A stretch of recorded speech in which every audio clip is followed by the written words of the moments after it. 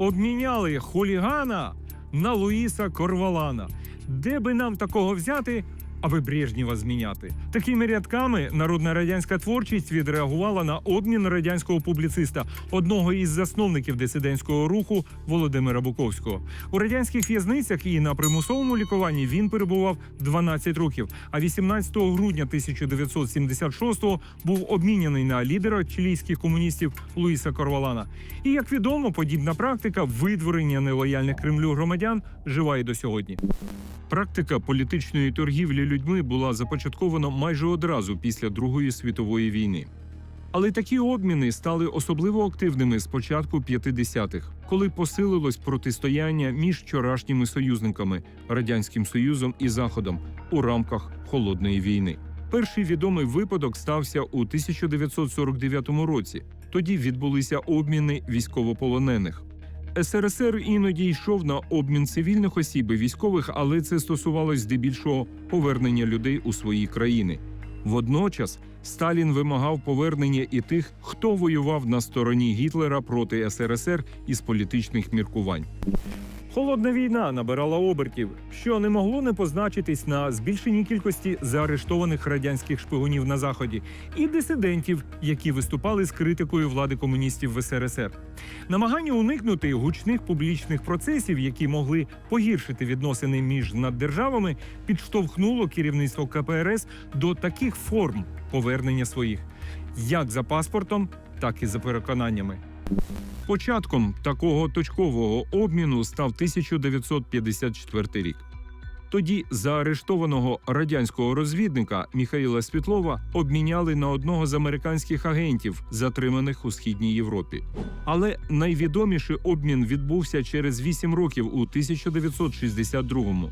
Радянського шпигуна, англійця Рудольфа Абеля, обміняли на Френсіса Пауерса, шпигунський літак якого 1 травня 1960 року був збитий над Уралом.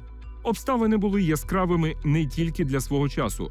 Через півстоліття 2015 року про всі обставини цього обміну великий Стівен Спілберг зняв історичну драму «Міст шпигунів».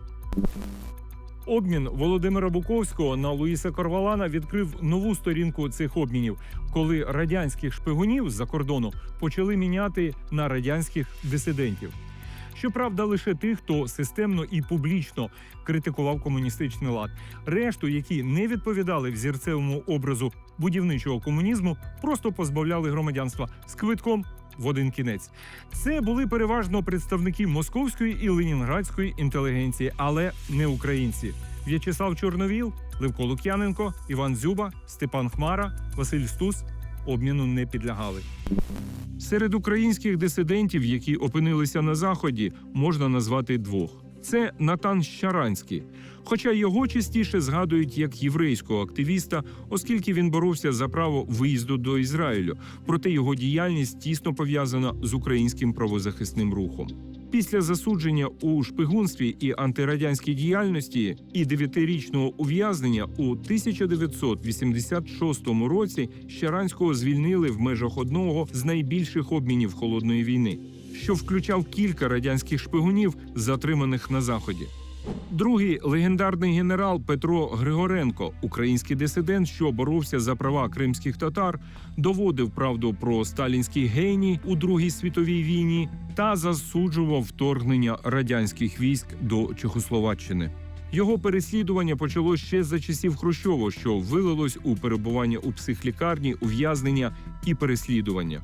Лише у 1977 році, після розголосу справи Григоренка на Заході, до якого, до речі, долучився той таки Володимир Буковський, українського генерала відпустили на лікування до США, після чого оперативно позбавили громадянства СРСР.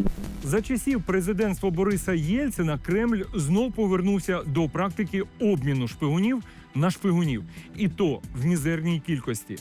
Проте його наступник Владимир Путін почав міняти не тільки лицарів, плаща і кінжала. Кремлівському господарю знадобились в Росії ще й торговці зброєю, терористи, наркоторговці і послідовниці Мата Харі. Не забуває він і про дисидентів, про тих, хто не хоче залишати Росію добровільно. Не став виключенням і цьогорічний обмін російських опозиціонерів, правозахисників і журналістів Володимира Карамурзи, Ілля Яшина, Евена Гершковича та інших на кілера, кібершахраїв та наркоторговців. А раніше за тим самим принципом Путін отримав торговця зброєю Віктора Бута, віддавши, щоправда, 2 громадян США – баскетболістку Брітані Грайнер та туриста Пола Уілана. Путін втягнув у цю свою брудну гру і Україну, коли бажав повернути своїх терористів і пропагандистів, що працювали на Кремль в Україні, на наших громадян. Олег Сенцов, Олександр Кольченко, Едем Бекіров, Володимир Балух, Євген Панов, Роман Сущенко вже вдома. Владислав Єсипенко, Олег Приходько, Іван Яцькін та десятки, сотні інших чекають не тільки на свій міст шпигунів. Ми чекаємо разом із ними, що світ без країни-терориста, що бере в заручники своїх громадян та громадян інших країн, просто перестане існувати.